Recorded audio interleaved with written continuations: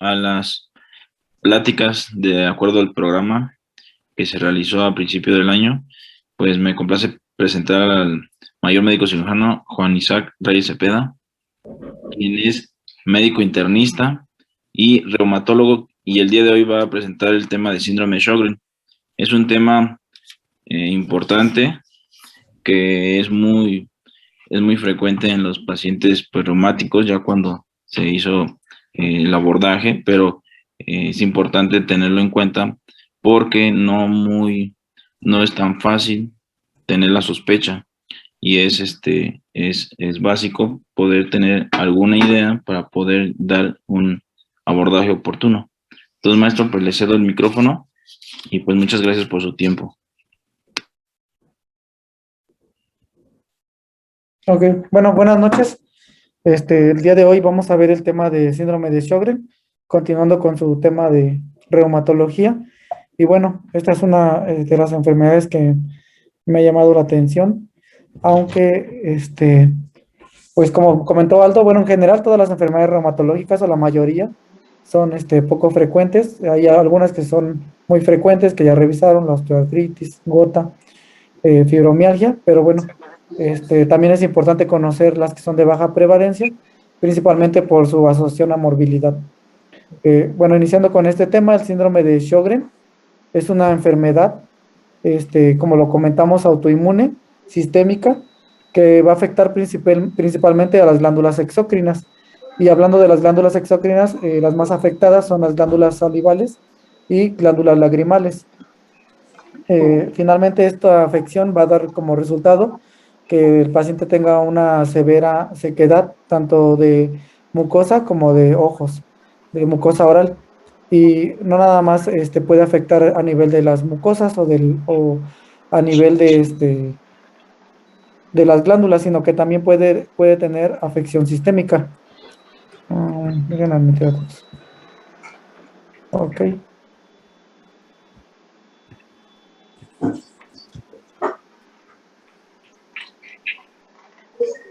ok. Bueno, entonces, déjenme admitir a todos, porque lo vamos a... Creo que ya. ¿Cuánto sabe? No los traje, los dejé a mi mamá. ¿No? Los dejé a mi mamá. Tú el resto aquí. Como quieran, no lo veo.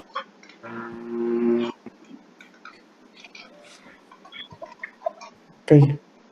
Bueno, creo que ya lo silencié. Este.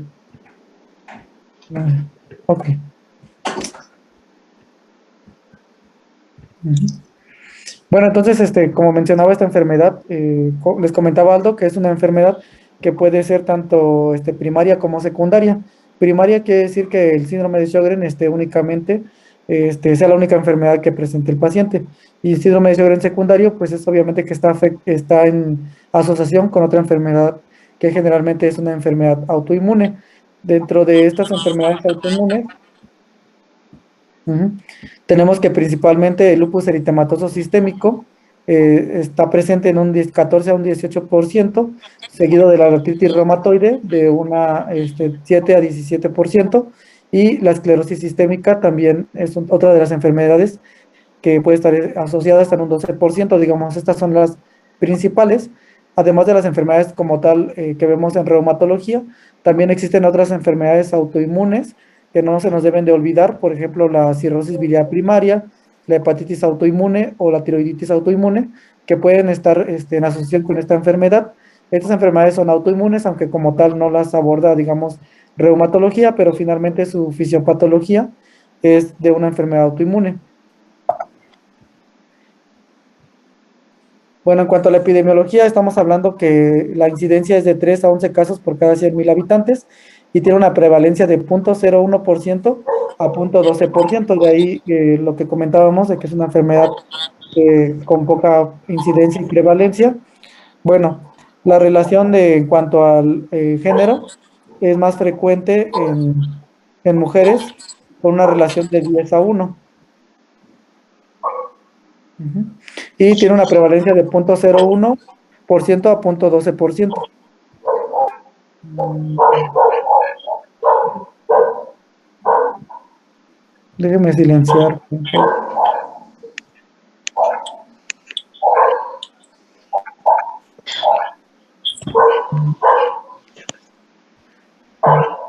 Bueno, no sé si me pueden ayudar silenciando sus micrófonos porque no los puedo silenciar.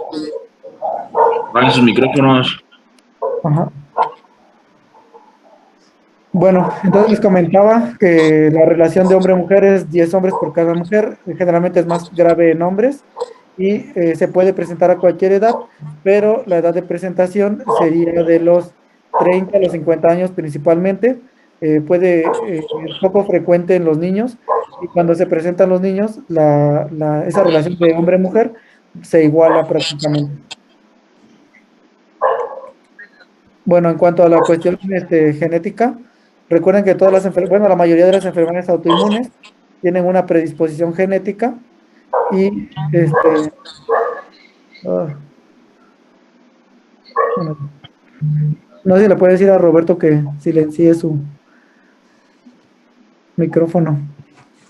Bueno, ya, creo que ya se calmó su perrito. Bueno, en cuanto a las cuestiones de genéticas, como en la mayoría de las enfermedades autoinmunes, es una enfermedad poligenética. Dentro de estas, que participan varios genes, en la que más se ha documentado son los genes relacionados al antígeno leucocitario humano, seguido del IRF5 y del STAT4, que son genes no HLA, pero bueno, en general lo que ustedes tienen que aprender es que es una enfermedad poligenética y existen otros genes que pueden asociarse a esta enfermedad, como es el TNFA1P3 o el PTTG1, y también se ha observado algunos genes que participan como protectores, que son en este caso del HLA, pero del DQA10301 y DQA10501. Bueno, en general ustedes lo que tienen que saber es que es una enfermedad poligenética, no existe un gen específico, sino que varios genes son los que pueden participar en esta enfermedad.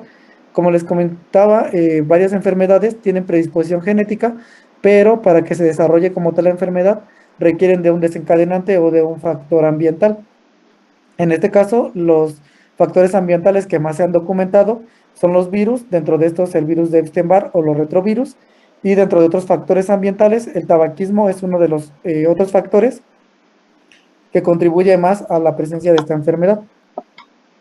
Bueno, en cuanto a la fisiopatología, como les comentaba, aquí lo que está afectado son las glándulas, son las glándulas exócrinas y en las células epiteliales.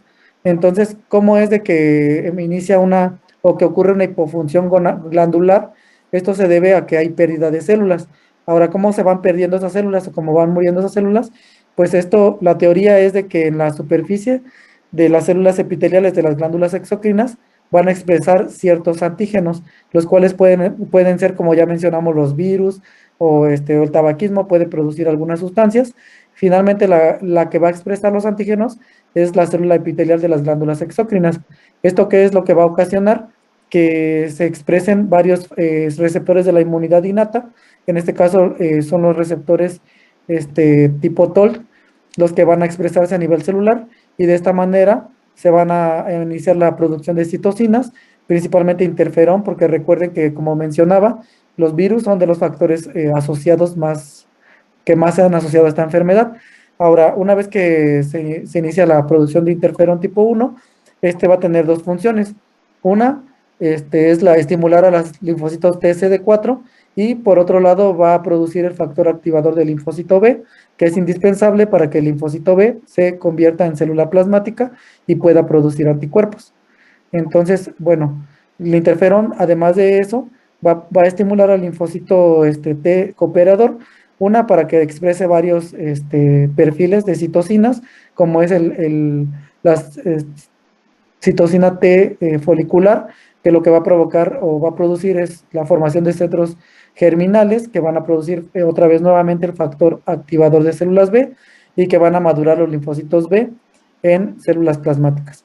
La otra es el perfil TH17 a través de la interleucina 6, interleucina 23 y también el perfil TH1 a través de la interleucina 12. Bueno, el perfil TH1 va a secretar la interleucina 17 y el interferón gamma, y esto va a provocar daño de dos maneras. Una, directamente a través de la interleucina 17 y el interferón gamma va a provocar hipofunción glandular, y la otra Los anticuerpos, recuerden que cuando ya se producen los anticuerpos, estos van a atacar a los antígenos que se encuentran en la superficie de la glándula.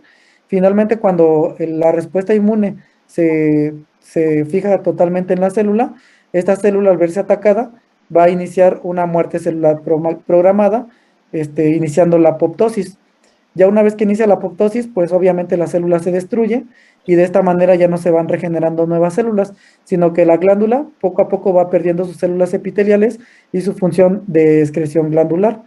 De esta manera, aquí arriba en la parte superior, que lo relacionan un poco con el tratamiento, menciona, o sea, final de cuentas, después de todo lo que ocurrió, fue de que se destruyó la célula y inició una hipofunción glandular.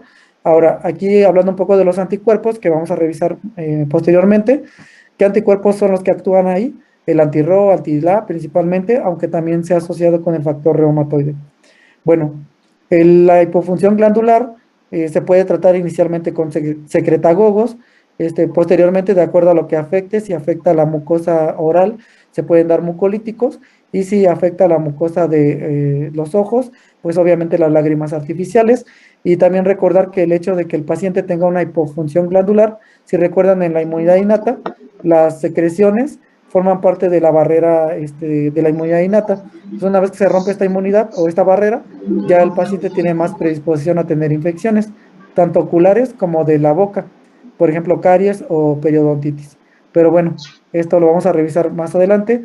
Aquí lo más importante es que ustedes entiendan cómo es el que poco a poco se van destruyendo las células y la glándula va funcionando cada vez menos. Bueno, ¿cómo vamos a realizar el diagnóstico de esta enfermedad? Primero, con una evaluación clínica, con una evidencia objetiva de la sequedad de ojos, con una evidencia objetiva del involucro de la glándula salival y con las pruebas inmunológicas. En cuanto a los datos clínicos, que es una de las cosas más importantes y que los pacientes en este momento deben estar anotando, ¿qué es lo que le vamos a preguntar al paciente cuando sospechamos un síndrome seco o un síndrome de ojo seco, de boca seca? Normalmente hasta el 80% de los pacientes van a presentar este síndrome. Entonces, lo que vamos a preguntar al paciente es, uno, si en los últimos 3 meses ha tenido sensación de ojo seco.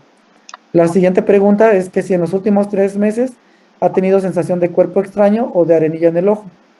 Después, ¿cuánto tiempo al día usa lágrimas artificiales? Si los está usando más de 3 veces al día en los últimos 3 meses. Esto es en relación a los ojos.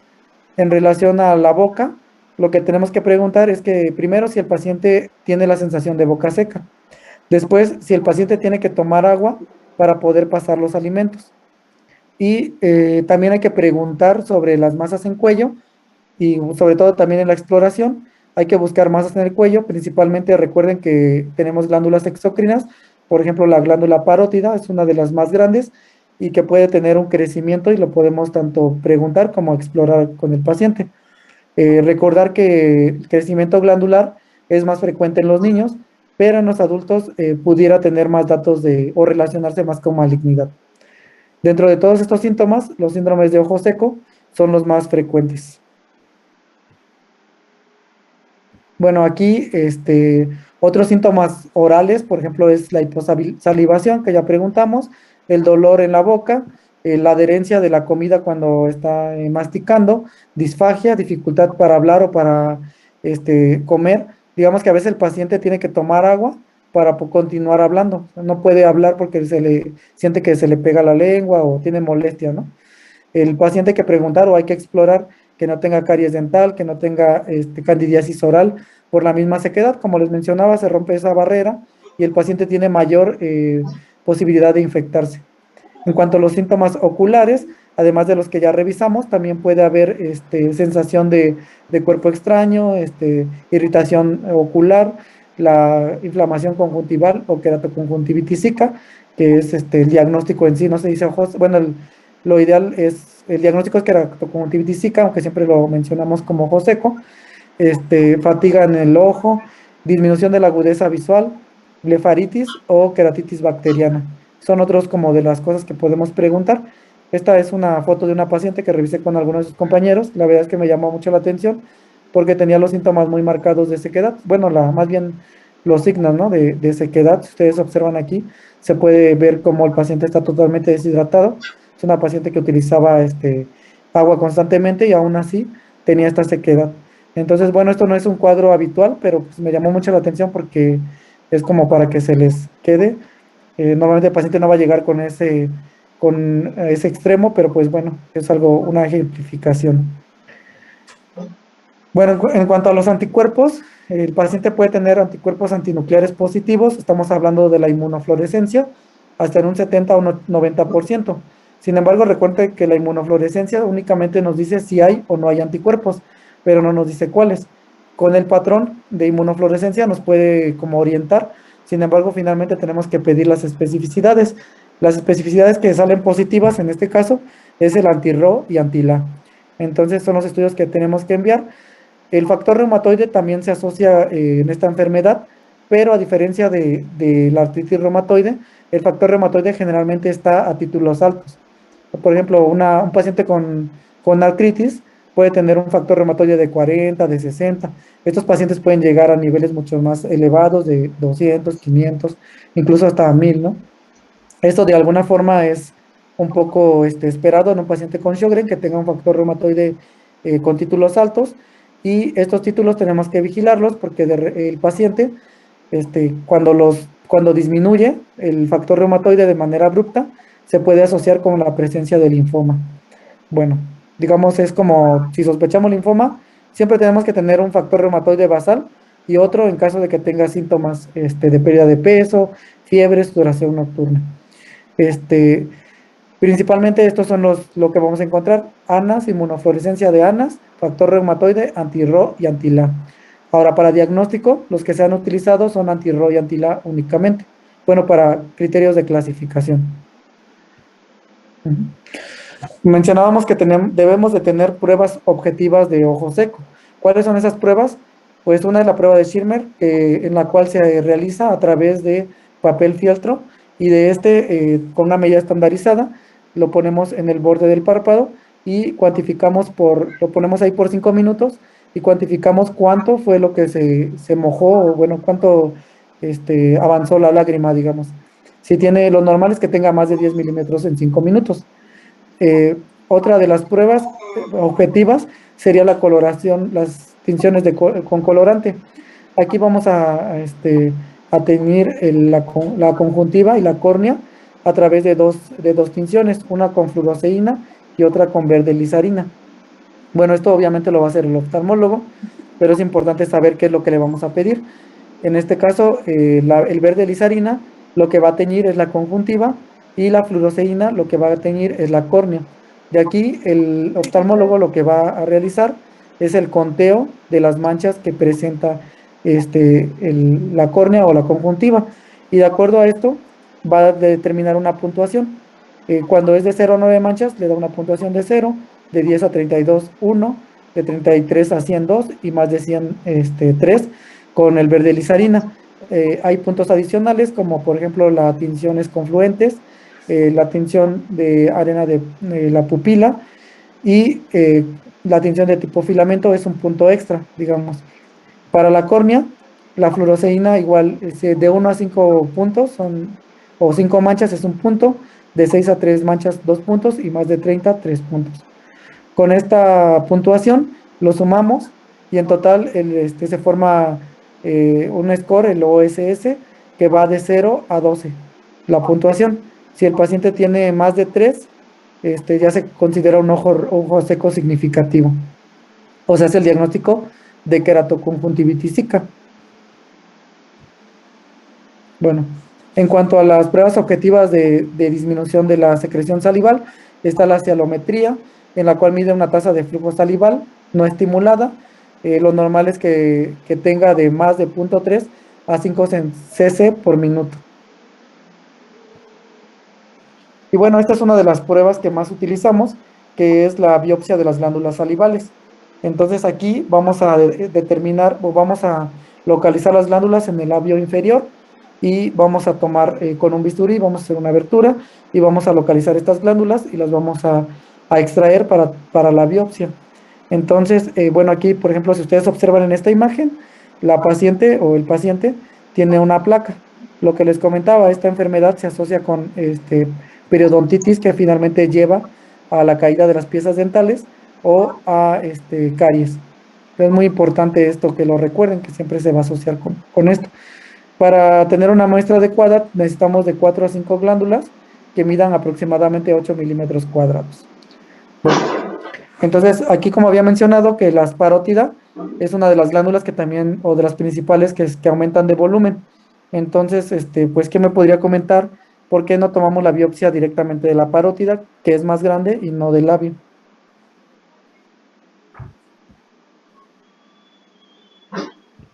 ¿Ves por el riesgo de dañar el nervio facial? Exactamente, o sea, aquí, por ejemplo, aunque pudiera ser más fácil en la parótida, aparentemente, pues recuerden que ahí atraviesa el nervio facial y pudiéramos lesionarlo. Bueno, entonces ya una vez que se obtiene la muestra, se va a analizar en el patólogo, y aquí lo que va a determinar es la infiltración de linfocitos. Esta infiltración, como se puede observar aquí en la biopsia, hay acúmulo de linfocitos, y eso es lo que va a contar el patólogo.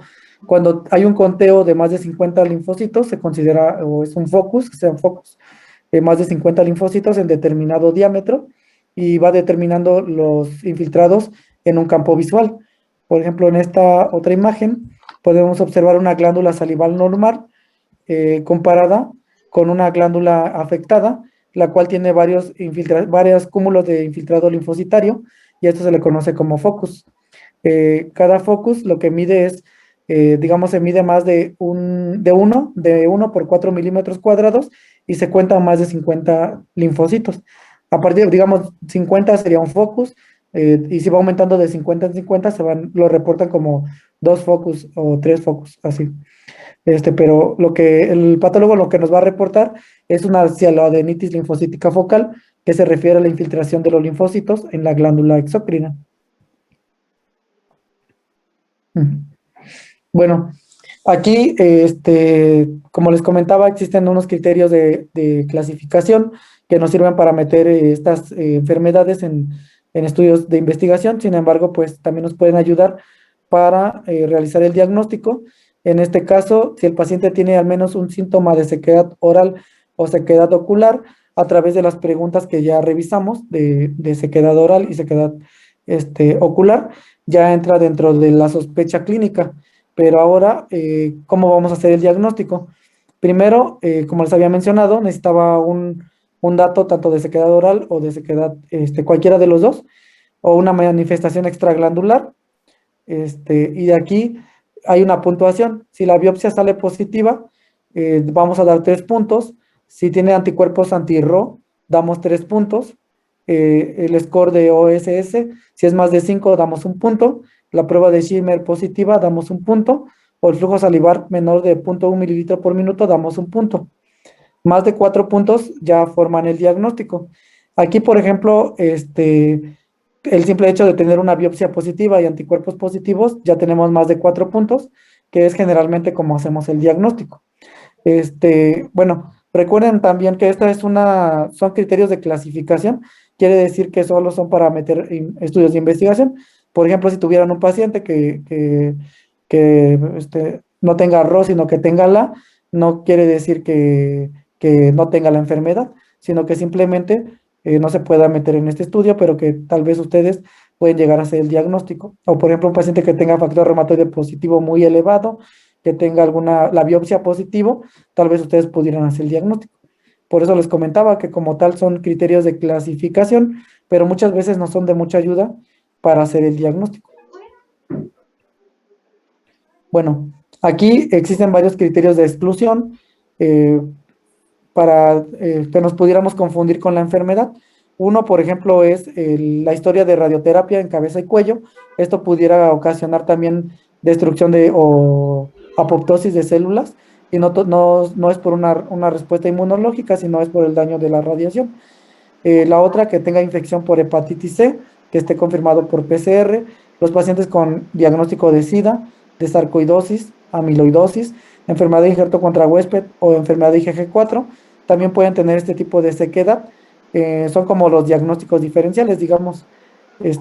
Bueno, ¿quién me podría mencionar otro de las de causa de sequedad de ojo que es muy frecuente actualmente?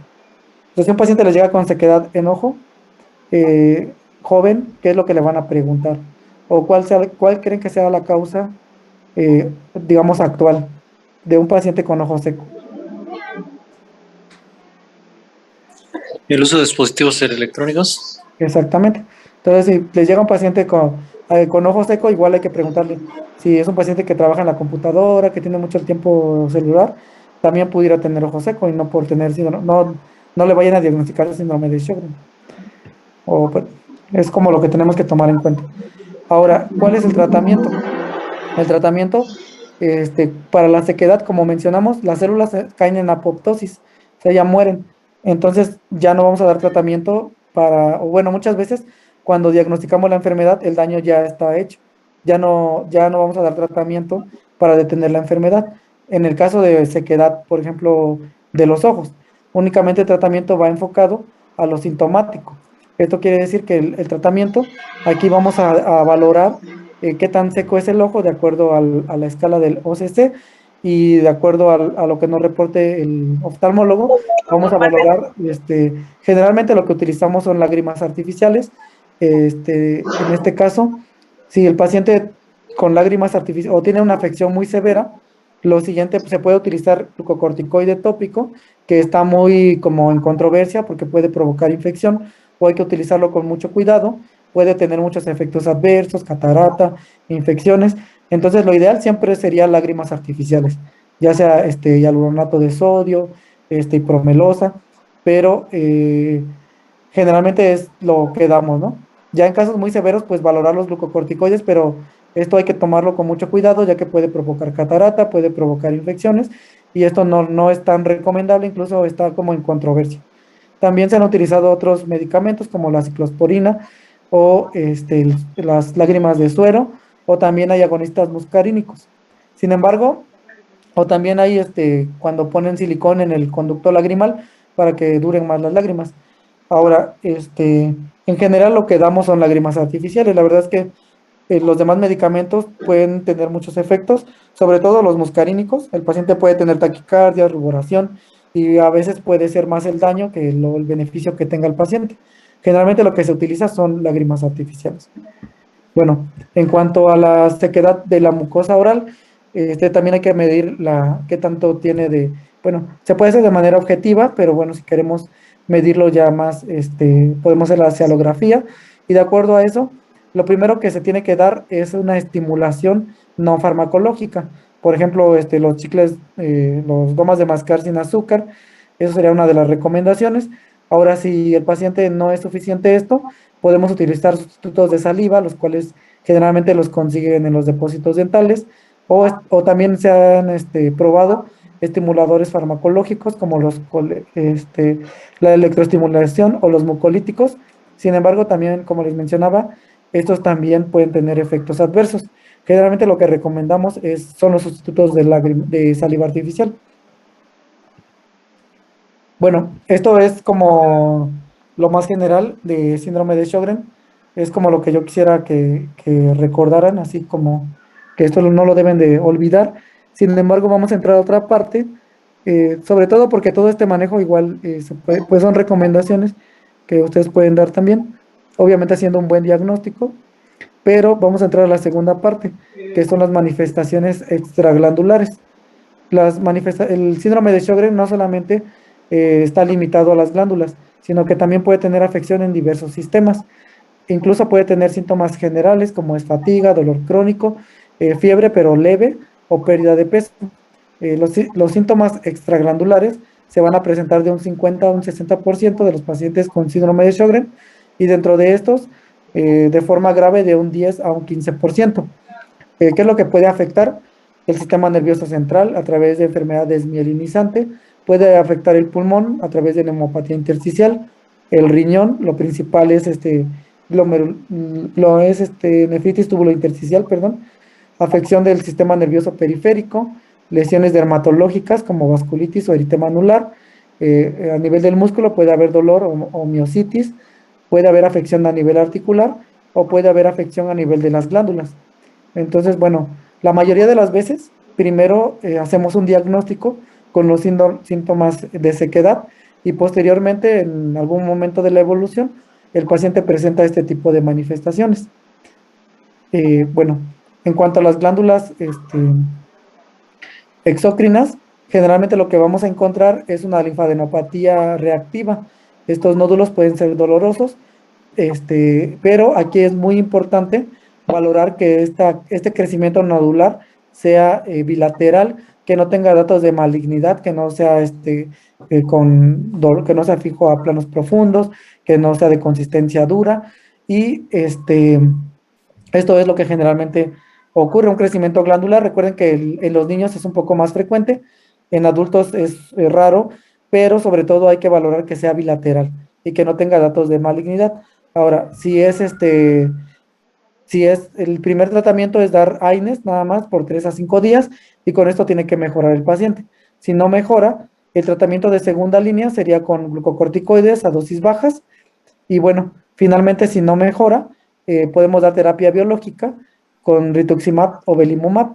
Obviamente que si no mejora, tenemos que reinterrogar bien al paciente o incluso valorar la biopsia. Aunque en este caso, como les mencionaba, lo más frecuente es del labio inferior, pero si tenemos las parótidas sospechosas, pues ya tendríamos que mandarlo al otorrino para que haga una biopsia dirigida a esta glándula. O mandar, como habíamos mencionado, el factor reumatoide que no haya disminuido abruptamente y buscar otros datos de linfoma. Bueno, de todas aquí lo que podemos enviar son estudios de imagen también para observar el crecimiento glandular. Antes se realizaba la cialografía, sin embargo, por el medio de contraste que se utiliza, ya no se realiza actualmente. Actualmente lo que nos guiamos es con los estudios de imagen, como la tomografía o el ultrasonido. Aquí, por ejemplo, creo que se ve la flecha. Si ustedes pueden observar, se ve perfectamente el crecimiento de las glándulas parótidas, tanto en este estudio de imagen, que es una tomografía, y también aquí, bueno, este es un ultrasonido, donde podemos observar el crecimiento de la glándula. Bueno, como les mencionaba, el linfoma es una de bueno, es más bien la enfermedad oncológica más asociada al síndrome de Sjögren, y dentro de las enfermedades reumatológicas, el síndrome de Sjögren es el que más se asocia a neoplasia. ¿Cuáles son los signos clínicos? Como les había comentado, paratoidomegalia persistente, que tenga púrpura o que tenga una enfermedad activa. Obviamente que sea un crecimiento asimétrico, como podemos observar en la imagen. Si ustedes observan aquí, esta es una imagen con medio de contraste, únicamente está crecida la parótida del lado derecho. Existen otros signos paraclínicos, por ejemplo, la disminución de los linfocitos CD4, también puede haber hipocomplementemia, en este caso, cuando tenemos sospecha de una neoplasia, o principalmente linfoma, es donde podemos enviar el complemento. El complemento en realidad para Sjögren, pues como tal, no es útil, pero ante la presencia o la sospecha de esta enfermedad, de una neoplasia, sí nos puede ayudar. También podemos enviar las crioglobulinas, detección de gamapatía monoclonal o de beta 2 microglobulina, y el factor reumatoide, que les había comentado que muchas veces tenemos que mandar una inicial porque a veces cuando el paciente desarrolla linfoma, va a caer, los valores van a caer muy rápido. Bueno, aquí a nivel histológico, si ustedes recuerdan, el centro germinal, el focus score era más de 50 linfocitos en un campo de 4 milímetros cúbicos, pero cuando nos reportan un focus de más de 3, o sea que tiene más de 150, ahí ya son datos de malignidad. Obviamente hay que mandar todos los estudios que se envían, como la inmunohistoquímica y polimorfismos genéticos, nos pueden ayudar. Pero bueno, esa es otra el síndrome de Sjögren y linfoma está presente hasta en el 5% de los pacientes que tienen esta enfermedad. Entonces es una prevalencia baja, pero pues obviamente es muy importante detectarlo. Bueno, las manifestaciones cutáneas son otra de las manifestaciones que pueden presentarse, principalmente vasculitis cutánea en un 10%, púrpura, úlceras cutáneas, eritema anular y la cerosis cutis o sequedad de la piel. Bueno, para esto el tratamiento, primero es hidratación de la piel, si hay sequedad de la piel. Cuando hay un eritema anular, el principal tratamiento es glucocorticoide, seguido de, si no responde, podemos dar hidroxicloroquina o cloroquina. Cuando hay vasculitis, en este caso, primero depende de la vasculitis, qué tan severa sea. El tratamiento inicial es con glucocorticoides a dosis baja. Si obviamente el paciente no responde, hay que podemos manejarlo con rituximab o con ciclofosfamida, o incluso valorar qué tanto la severidad. Si es una severidad muy alta, podemos incluso indicar plasmaféresis. Pero eso ya sería un tratamiento de cuarta línea y depende de la evolución del paciente. Bueno, en cuanto a las manifestaciones articulares, lo más frecuente es que el paciente presente artralgias de un 60 a un 70%, y en caso de que presente como tal artritis, esta es una artritis leve o una artritis no erosiva, que puede incluso formar la artropatía de Jacob, el cual es una artropatía no erosiva, no o sea, sí hay deformación, pero podemos reducir o alinear la articulación, y se alinea porque ahí no se destruye como tal el hueso, sino lo que hay es luxación de los ligamentos. Por eso ustedes pueden ver con el paciente con deformidad, pero si ustedes lo alinean, sí se llegan a alinear las articulaciones. ¿Sí recuerdan cuál es la otra enfermedad con artropatía de Jacob?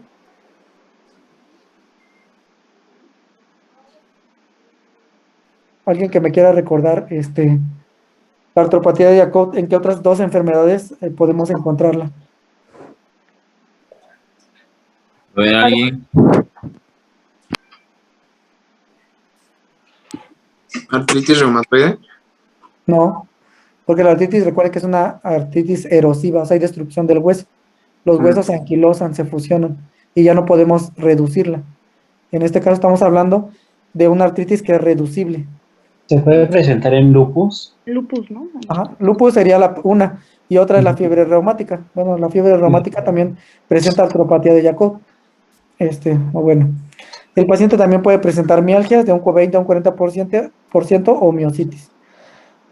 El tratamiento de las artralgias es con AINES, y si no mejora, el tratamiento sería hidroxicloroquina. No recuerden, por ejemplo, aquí el tratamiento es distinto al de la artritis reumatoide. Aquí no es metrotexate como primera opción, sino es la hidroxicloroquina. Bueno, en el caso de las artralgias. En caso de la artritis, también se puede utilizar AINES. Si ya tenemos artritis, ahí ya sería AINES e hidroxicloroquina directo, ¿no? En la artralgia únicamente AINES, y si no mejora, pues podemos iniciar hidroxicloroquina. ¿Esto por qué? Porque muchas veces el paciente en realidad sí tiene sinovitis, pero es una sinovitis subclínica, y por eso es que requiere un farme para poder mejorar.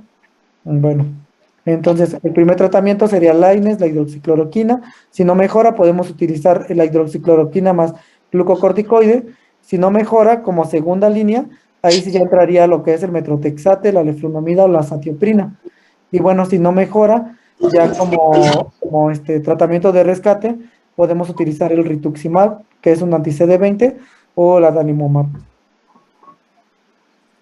Bueno, la afección pulmonar intersticial también es una de las enfermedades que pueden estar presentes en esta enfermedad, hasta en un 16% de los pacientes con Sjögren, principalmente los que tienen factor reumatoide positivo, anti-RO, anti-LA, o que tienen linfopenia. Además de la enfermedad pulmonar intersticial, que es de las más graves, también puede haber pleuritis, que es una rara, puede haber bronquiectasias, o puede haber enfermedad pulmonar obstructiva crónica. Aquí el manejo con esta enfermedad es con inhaladores.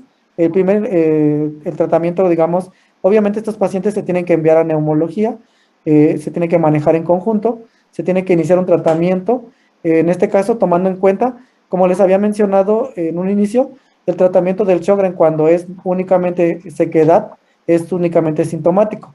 Pero en el caso de, como ustedes se están dando cuenta, cuando hay manifestaciones extraglandulares, es cuando utilizamos ya esteroides, fármacos o biológicos. En este caso, por ejemplo, los pacientes se le inicia glucocorticoides, tratamiento de segunda línea, puede ser ciclofosfamida, o de tercera línea, o tratamiento con fármacos orales, como el micofenolato de mofetilo, o la ciclosporina, o azatioprina, y tratamiento de rescate, la ciclofosfamida o el rituximab. Entonces, aquí, por ejemplo, muchas veces el paciente tiene el cuadro de Sjögren, y posteriormente en algún momento de su enfermedad hace la neumopatía intersticial, o puede ser al revés. Puede ser que el paciente presente primero la afección intersticial y posteriormente presente las manifestaciones, o puede ser que nunca las presente. Pero ¿cómo vamos a saber que está asociado a la enfermedad? Pues principalmente por los anticuerpos. Aquí es muy importante porque recuerden que la neumopatía intersticial, la mayoría es de la etiología es idiopática, o sea, no conocemos la causa. Y por eso el pronóstico, pues generalmente es malo, porque si no tenemos la causa, no tenemos un enfoque terapéutico adecuado. Entonces, la ventaja de estos pacientes es que pueden responder al tratamiento, o más bien hay un tratamiento que se les pueda ofrecer. Sobre todo, recuerden que la afección intersticial, cuando es inicial, lo que vamos a encontrar son imágenes de vídeo de ilustrado, como en el COVID. Y cuando ya progresa, pues ya podemos tener el panal de abeja, todo esto. Pero bueno, hay que considerar también como diagnóstico diferencial, sobre todo ahora que todo es COVID. Muchas veces igual nos tocaba ver pacientes que enviaban con una enfermedad intersticial que no era COVID, pero pues como son lesiones similares, si no hacen un buen interrogatorio se pueden confundir. Bueno, otra de las manifestaciones son las cardiovasculares. Dentro de estas el fenómeno de Raynaud es uno de los principales. Se encuentra en el 13% de los pacientes. Incluso en los últimos artículos que han salido se ha puesto como que debería de ser una de las causas, o bueno, uno de los criterios de clasificación deberían de tomar el fenómeno de Raynaud, ya que es una de los que más se presentan. Puede haber también pericarditis, aunque es una enfermedad rara. Puede haber hipertensión arterial pulmonar, disautonomía y crioglobulinemia por vasculitis. Bueno, ahora bueno, no sé si ya revisaron, si ya revisaron esclerodermia, ¿no? Recuerden que para esclerodermia sí es muy, el fenómeno de Raynaud es muy importante. Incluso puede aparecer muchos años antes de la enfermedad. En este caso, pues uno de los diagnósticos diferenciales, digamos, podría ser el síndrome seco, ¿no? Pero aquí no hay todo el cuadro clínico que ya ustedes revisaron. Pero sí es uno de los más frecuentes, el Raynaud. El Raynaud, si no recuerdan, es cuando la mano, bueno, las extremidades pueden ser las manos, los pies o incluso la nariz o la punta de las orejas, el lóbulo de las orejas, perdón, y que hay cambios de coloración de pálido a morado o una fase de hiperémica. El paciente tiene varios cambios, ya sea con el frío o con el estrés. A eso se le conoce como fenómeno de Raynaud. Bueno, aquí otras de las complicaciones raras podría ser la pancreatitis, que también puede presentarse en esta enfermedad. En cuanto a la afección renal, no es tan frecuente. Únicamente puede haber acidosis tubular renal en un 9%, puede haber una glomerulonefritis en un 4%, puede haber una cistitis intersticial no asociada a infección, osteomalacia, puede haber un cólico renoureteral o parálisis hipocalémica. Aquí principalmente la afección es tubulointersticial. Por ejemplo, recuerden en lupus la afección es glomerular. Aquí la afección va a ser tubulointersticial. El tratamiento inicialmente, pues si es una afección leve, puede ser sintomático nada más, el control de la enfermedad renal, furosemida, antiproteinúricos en caso de que presente, que no debería porque eso es más glomerular. Y ya bueno, cuando hay una afección moderada se pueden dar glucocorticoides o se puede dar incluso ya fármacos como el ácido micofenólico o como la satioprina, y cuando hay un daño muy alto, sobre todo guiándonos con la tasa de filtración glomerular, podemos dar glucocorticoides, rituximab, ciclofosfamida o plasmaféresis. Bueno, la afección periférica, puede haber neuropatía periférica, sobre todo polineuropatía mixta, polineuropatía axonosensorial o atáxico-sensorial.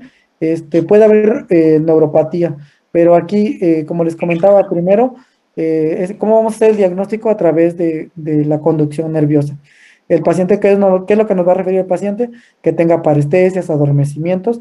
Tenemos que enviar un estudio de conducción, y bueno, así es como vamos a hacer el diagnóstico de una neuropatía periférica. Ya una vez que tenemos el diagnóstico, depende del tipo de neuropatía que nos reporten. Si es una mononeuritis, se puede dar glucocorticoides, AINES orales o rituximab o incluso plasmaféresis. Si es axonal, se puede dar tratamiento sintomático como la pregabalina, que es un neuromodulador, y si hay afección motora o no mejora con el tratamiento sintomático, se puede dar inmunoglobulina intravenosa, pulsos de metilprednisolona o considerar ciclofosfamida. Bueno, a nivel del sistema nervioso central, lo más frecuente son afección desmielinizante.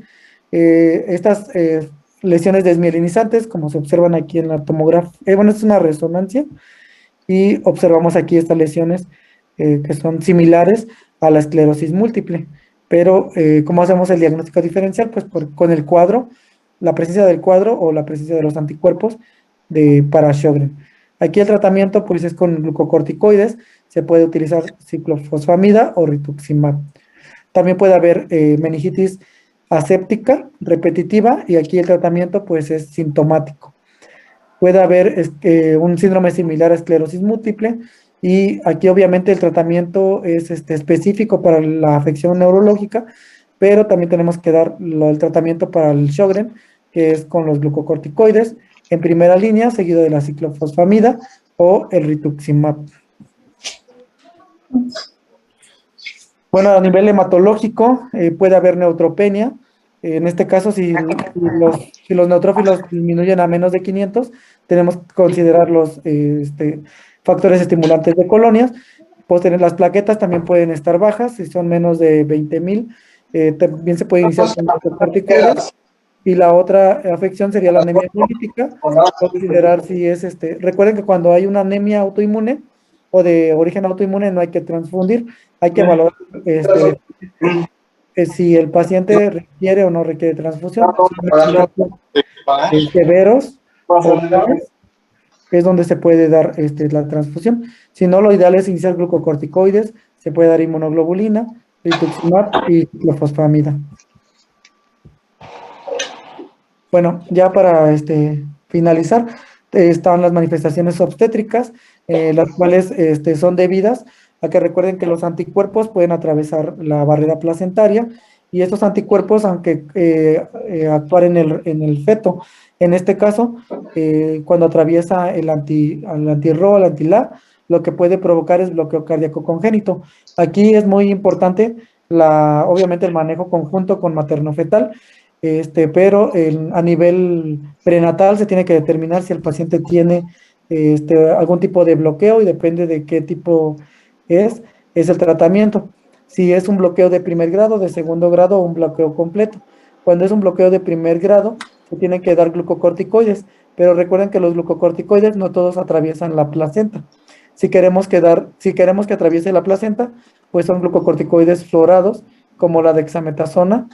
Y si queremos, digamos en este caso, tratar a la madre por algún otro motivo, tenemos que dar glucocorticoides como la prednisona, que no atraviesa, o que sí atraviesa la barrera placentaria, pero la relación es menor que dar un glucocorticoide fluorado.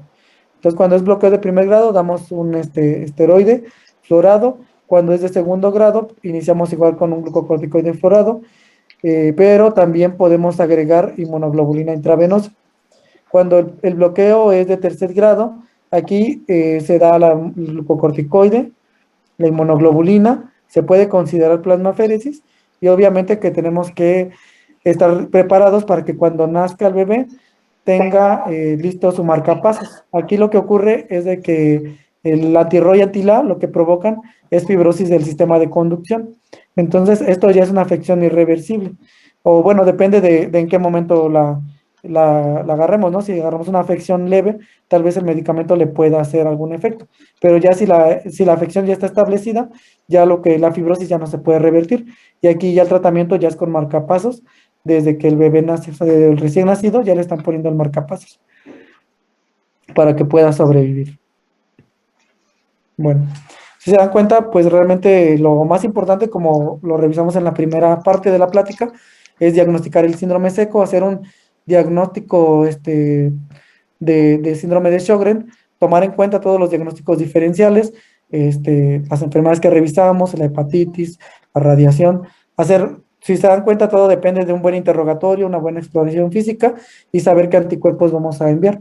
Si mandamos otros, nos salen positivos, que no tienen nada que ver con esta enfermedad, únicamente nos pueden confundir. Bueno, no sé si tengan alguna pregunta.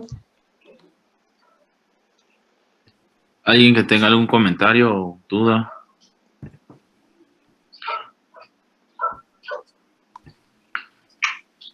Doctor, ¿qué tan común es la afección congénita que nos comenta del bloqueo cardíaco?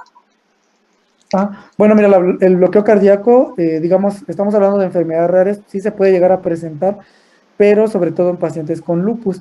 Aquí lo mencionamos porque recuerden que esta enfermedad se presenta de los 30 a los 50 años, entonces ya no es una edad tan fértil como el lupus. El bloqueo cardíaco sí es un poco más frecuente en lupus que en Sjögren, sin embargo, en pacientes jóvenes tenemos que considerarlo.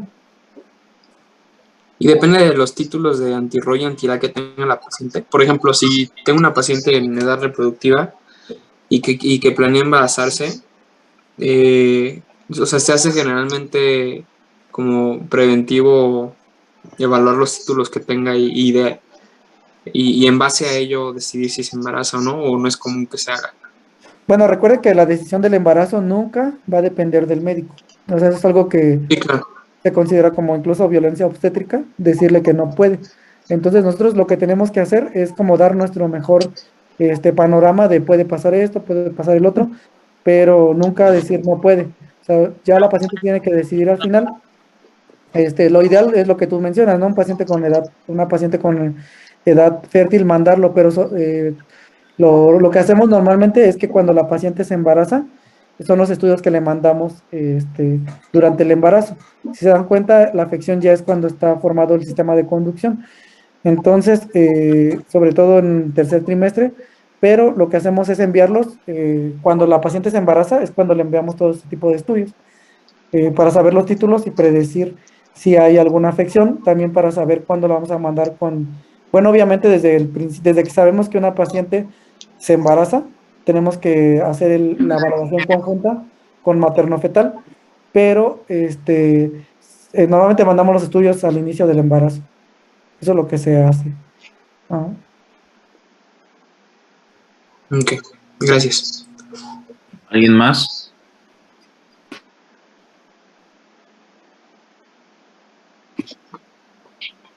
Pregunten. Yo tengo una duda, maestro. En cuanto a las medidas generales, ¿podemos hacer uso de la capsaicina como secretagogo? Bueno, la capsaicina se ha utilizado sobre todo para tratamiento del dolor. Sin embargo, actualmente en México no existe este tratamiento. En Estados Unidos sí lo realizaron, pero por ejemplo se utilizaba con parches. Pero lo que se observó es de que el paciente tenía mucha irritación en el área de los parches. Entonces actualmente no se utiliza. Muchas gracias. Mm.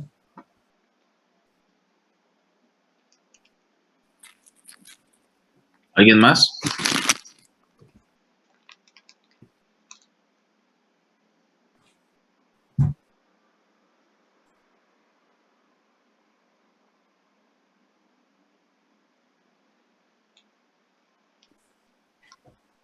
¿Nadie?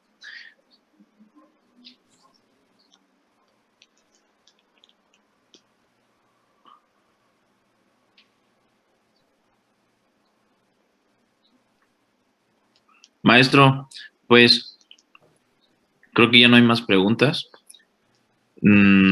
Por ahí estaban algunas dudas que habían comentado en pláticas previas sobre los anticuerpos. ¿Cuál es más específico, del anti-Ro o el anti-La?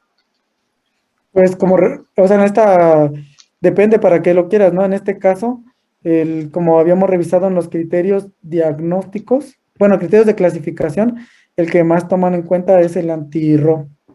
Ajá, pero digamos, estos criterios salieron en el 2016. En el 2012 existían otros criterios en donde tomaban el anti-Ro y el anti-La. pero el más específico sería el anti-RO. Sin embargo, recuerden que, por ejemplo, estamos hablando de criterios de clasificación. Ustedes pueden hacer el diagnóstico con anti-LA o el factor reumatoide muy elevado. Entonces, como tal, estos tres anticuerpos nos pueden servir. Dentro de estos tres, el que más se ha visto que es específico es el anti-RO y por eso es que está dentro de los criterios de clasificación. Ok. Doctor, yo tengo una última pregunta. Algo que no entendí muy bien. Cuando nos comentó de las biopsias que se hacen de las glándulas salivales, de los focus, nos comentó que, por ejemplo, si había más de 3 focus, consideramos un tipo de linfoma. Ajá, o sea, bueno. Por ejemplo, en glándula parotidia. Por ejemplo, entonces, como tal, lo común es ver 2 focus y ya, en síndrome de Sjögren aislado. Sí, o sea, lo normal es que nos reporten 1 o 2 focos. Cuando reportan más de 3, es que hay más de 150 linfocitos en un campo de 4 milímetros. Como tal, no es que hagamos un diagnóstico de linfoma, sino que tenemos que, bueno, la sospecha aumenta. Entonces ahí tal vez tendría que mandar el patólogo otros estudios adicionales. Ok. Sí, o sea, no como tal, no es que hagas el diagnóstico, sino que aumenta la sospecha para la presencia de linfoma. Independientemente de dónde se haga la biopsia, tanto en Ajá. el Sí, o sea, labio como... la biopsia generalmente se realiza de la parte inferior, del labio inferior, es donde se realiza. Yo creo que únicamente cuando hay sospecha de, por ejemplo, en la parótida, que sea crecimiento unilateral, o a alguna otra glándula, se tiene que hacer la biopsia de él. Pero normalmente la hacemos del labio inferior, Ok, de la parte interna del labio inferior. Ujú. vale, gracias. Sí, o sea, recuerden que los anticuerpos, aquí son un arma de doble filo, ¿no? Si ustedes no hacen un diagnóstico y un interrogatorio adecuado, eh, pasa lo contrario, que un anticuerpo les puede salir positivo y que ya en lugar de que les ayude al diagnóstico, los confunde. Entonces, aquí, si ustedes se revisan cada enfermedad, existen anticuerpos específicos. Por ejemplo, miopatías, anti-Jo1, en lupus, pues el anti-DNA de doble cadena, anti-Smith, digamos para esclerodermia, el Scler 70, el anticentrómero. Entonces, por ejemplo, si tú estás sospechando Sjögren, no tendrías por qué pedir un anticentrómero, por ejemplo. Entonces, muchos anticuerpos salen positivos en una población sana, como el factor reumatoide, y por eso les comentaba, si no hacemos un interrogatorio, una exploración física adecuada, los anticuerpos no nos sirven para orientar el diagnóstico, sino al contrario, nos pueden confundir. Entonces, aquí, tanto en esto como en toda la medicina, lo más importante siempre es el interrogatorio y la exploración física. Lo demás únicamente son estudios de apoyo diagnóstico, pero no podemos basar un diagnóstico por decir, ¿no? Que a veces lo más frecuente piden su perfil inmunológico que no existe, les sale algo positivo y quieren encontrar una enfermedad a partir de un anticuerpo positivo. Eso no es correcto. Lo correcto es hacer un interrogatorio, una exploración y de acuerdo a esto enviar los anticuerpos que consideramos que nos pueden ayudar para hacer el diagnóstico.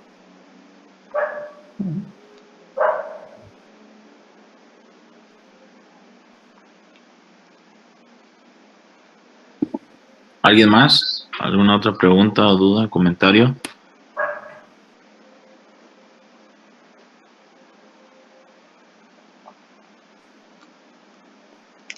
Por ahí la doctora Alicia quería hacer unas preguntas, maestro. No sé si ¿Mande? la doctora Alicia quería hacer una pregunta, pero no sé si ya se pudo conectar. No, ya, solo dice lupus.